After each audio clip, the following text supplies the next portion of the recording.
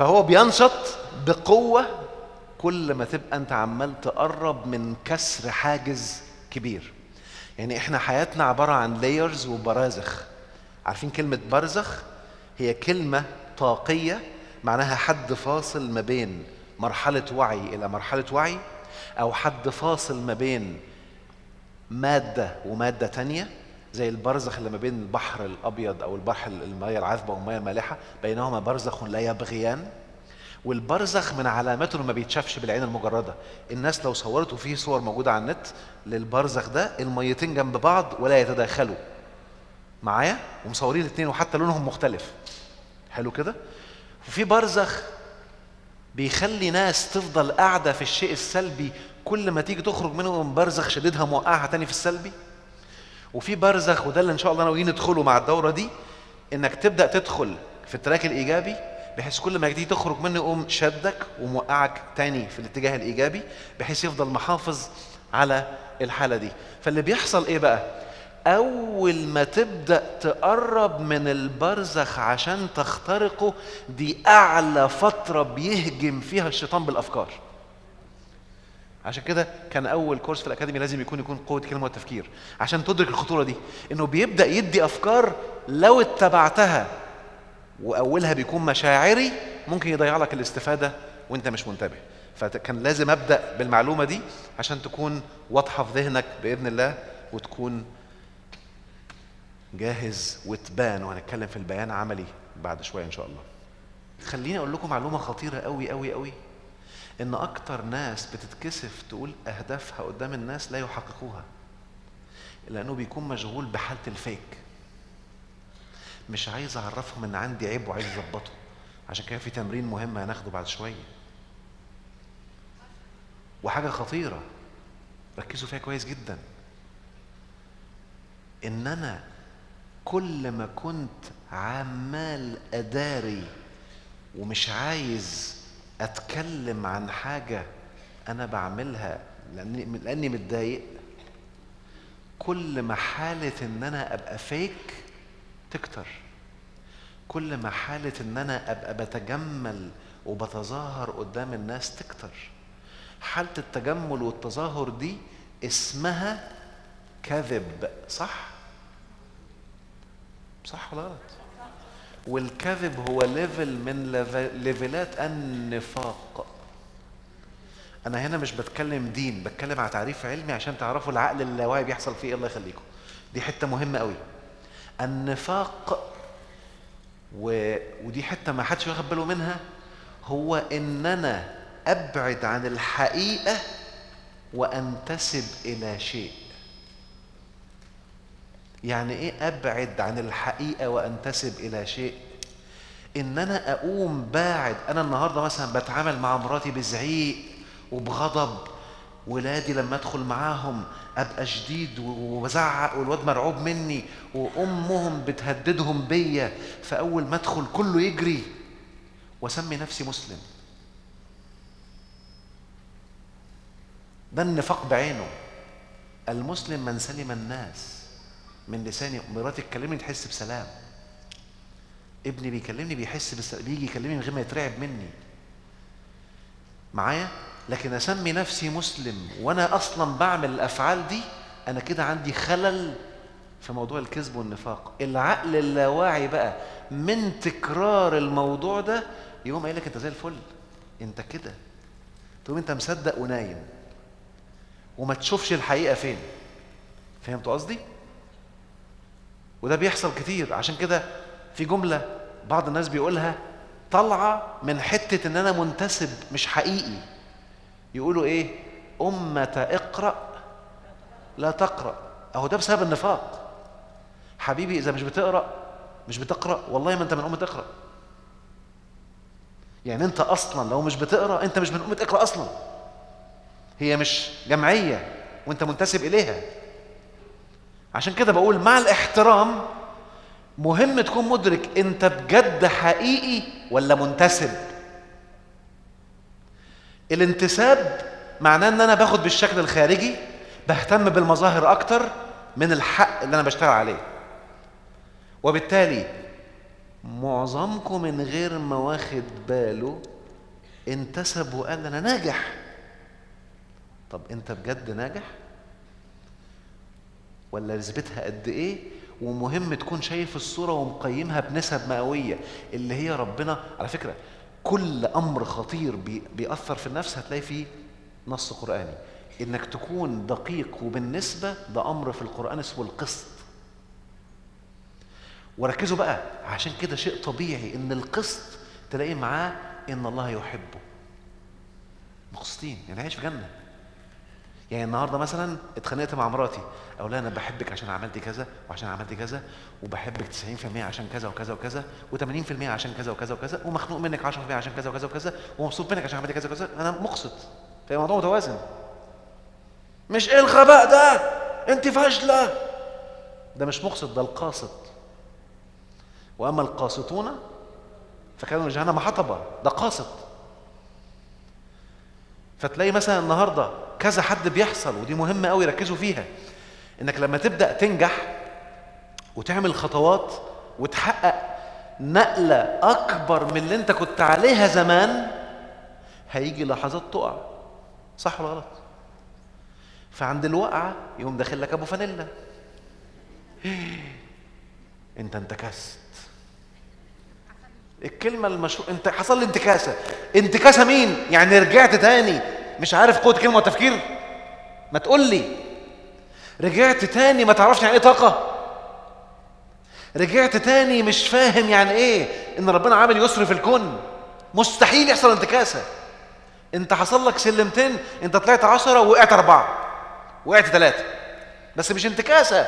مش نزلت السلم كله تاني وكانك ما طلعتش. ده عقليه الايجو بقى، العقليه الكماليه، يا كله يا بلاش.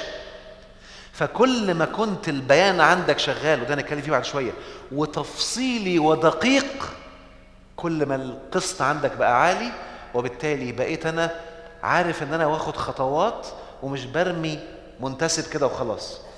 معظمنا بيبقى فيه سلوكيات خطأ هو بيعملها وهو عارف انها خطأ، وتلاقي بعضكم بيقول ايه، انا عارف ان انا بعملها ليه، هو في ايه؟ ويقوم قايم وقايل خلاص دي اخر مرة اعمل كده، وبيكون صادق في التوقيت ده بجد، بيكون بيقولها بجد بحماس، او بيقولها من وجع خلاص كفاية بقى. وتلاقي ممكن بعد ربع ساعة رجع له تاني، هو في ايه؟ ايه اللي بيحصل؟ هنغطي ده. فانا عشان افهم انا عايز اعرف الدورة هتغطي ده بقوة وهتكشف لك كل الظلمات اللي كنت واقع فيها، عشان تعرف تتعامل كده وتعرف تتعامل مع اولادك في الزمن الجميل اللي احنا فيه، اللي بقى الاي اي والذكاء الصناعي بيلعب على ده قوي واحنا مش فاهمين فيه ايه، لانه بيلعب على حاجة مش منطقية وهي اللي بتقود سلوكياتنا، وهنغطيها بعمق ان شاء الله. مين فيكم طبق معلومات عن التعلق ونسف التعلق وعمل تمارين نسف التعلق؟ يرفع ايده. ممتاز، تقريبا 90%. نزلوا ايديكم. مين فيكم بجه اللي عمال يقول منتسبا انا طبقت تمارين التعلق كتير بس لسه خايفة؟ يرفع ايده. ممتاز، 5%. هنعرف ليه بيحصل كده. ليه بتبقى انت عندك معلومة وعارف تمارين التعلق بس انت عمال تطبقها ولسه مش جايب نتائج؟ لان انت وقعت في حتة وهمت نفسك انك طبقتها، مع انك في العمق ما طبقتهاش. عارف انت النكتة اللي بتقول لك واحد سأل واحد قال له عندك حلاوة طحينية؟ قال له لا وهو عنده جوه. ماشي. هي نكتة هبلة بس بتضحك. المهم، فانت موهوم انك بتطبق بس في الحقيقة ما طبقتش. ليه ما طبقتش؟ وركزوا معايا هقولها بسرعة وهرجع لها تاني بعدين.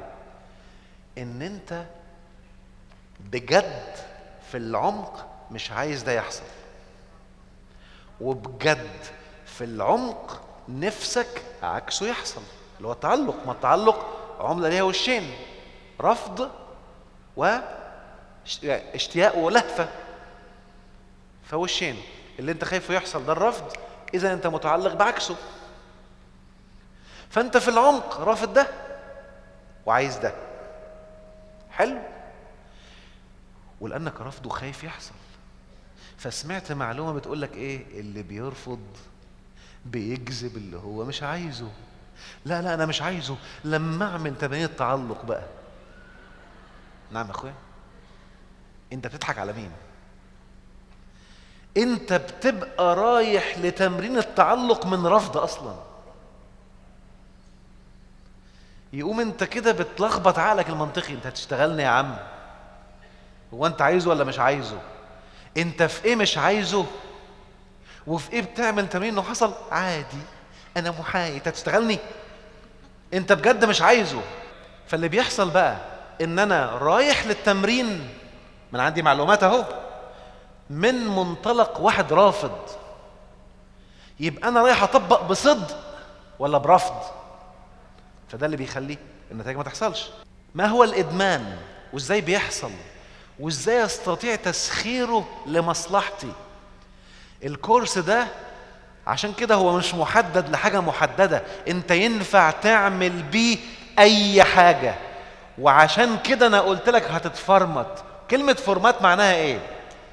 عشان تبقى الرؤية واضحة، لاني بحب الصدق. هل معناها ان فرمتك يعني المشاكل اللي عندك هشيلها لك؟ لا، ابقى كذاب لو قلت كده. هفرمتك معناها المنطلقات اللي عملت لك المشاكل ومخلياك تقع في ادمانات سلبيه وادمانات ايجابيه، هتتفكك من جوه وهتشوفها، وهنعمل عملي ننسف اساسها وانت تكمل. يبقى انت عملت فعلا، نزلت سيستم جديد. كأن البناء مش احنا النهارده لو عندي موبايل ابل مثلا فالسيستم بتاعه اسمه اي او اس، ولو عندي موبايل مثلا سامسونج فالسيستم بتاعه اندرويد، ولو عندي كمبيوتر في سيستم ويندوز، فنفس الفايلات بنفس الحاجات هي موجودة، أنا ماليش دعوة بيها. بس أنا السيستم التقيل الملخبط اللي بايظ ده هنفكه وننزل سيستم جديد. هتعيد منظومة حياتك تاني في كل حاجة. البيان هيبص تاني. هتبقى أنت حتى لو في المشكلة أنت عارف كويس قوي تحلها إزاي وتتحرك وخدت خطوات وخلاص ومنطلق. فأنت فرمت السيستم العقلي اللي كنت عايش بيه قبل كده. هترجع بقى تتعامل مع حاجات. في ناس هيبداوا يلاقوا نتائج النهارده وبكره ان شاء الله، وفي ناس نتائجها محتاجه تبقى اطول، هتلاقي نتائج بعد كده اكبر واكبر في مختلف جوانب حياتك باذن الله. فهمتوا قصدي؟ شكرا. طيب عشان كده بكرر، اي كورس بعمله في الاكاديميه بيبقى 50% عليا و50% عليك. مدمن نجاح 80% عليا و20% عليك. يعني يا ويلك يا سواد ليلك لو ما طبقتش بقى. هقول لهم علقوه.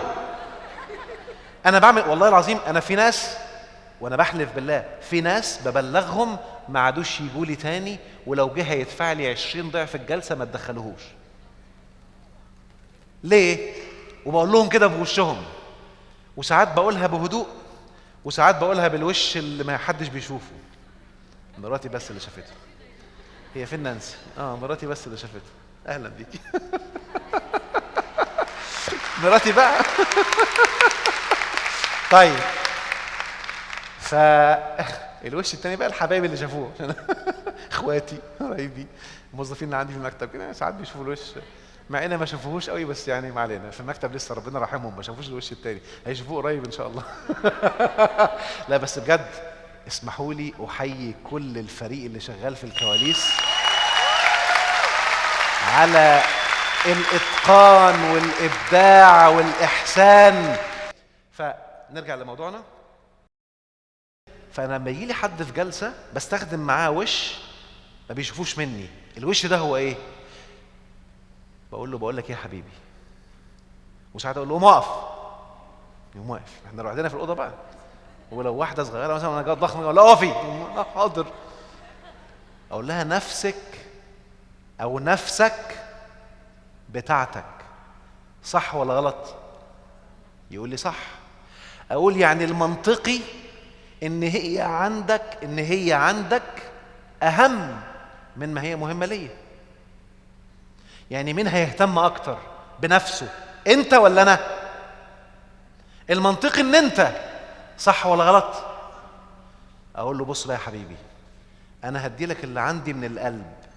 لو لقيت سيادتك مش مهتم بنفسك، انا اول واحد مش هيهتم بيك، ومش هخليك تخش هنا تاني، عشان في غيرك اولى. انا ببقى مستمتع مع المهتمين بنفسهم، بديلهم قلبي. اللي هلاقيه بيتدلع ومش مهتم بنفسه، لا شكرا.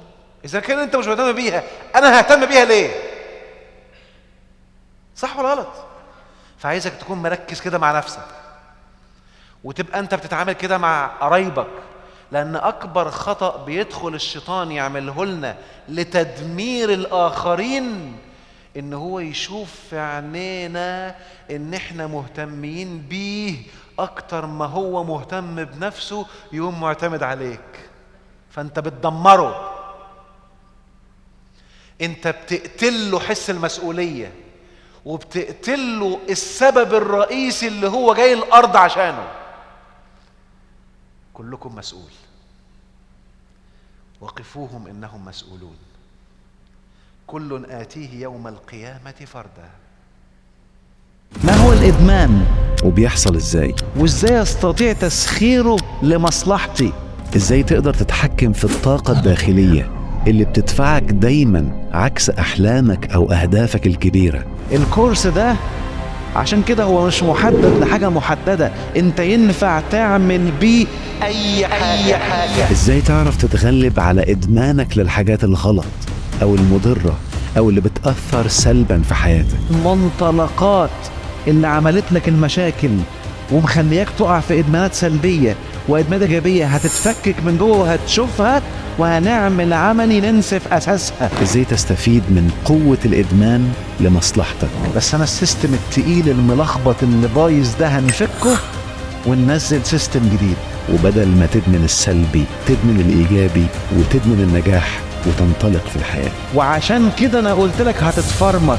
كل ده واكتر هتلاقوها في دورة مدمن نجاح، هتعيد منظومة حياتك تاني في كل حاجة اللي هتفيدكم اكتر مما تتخيلوا.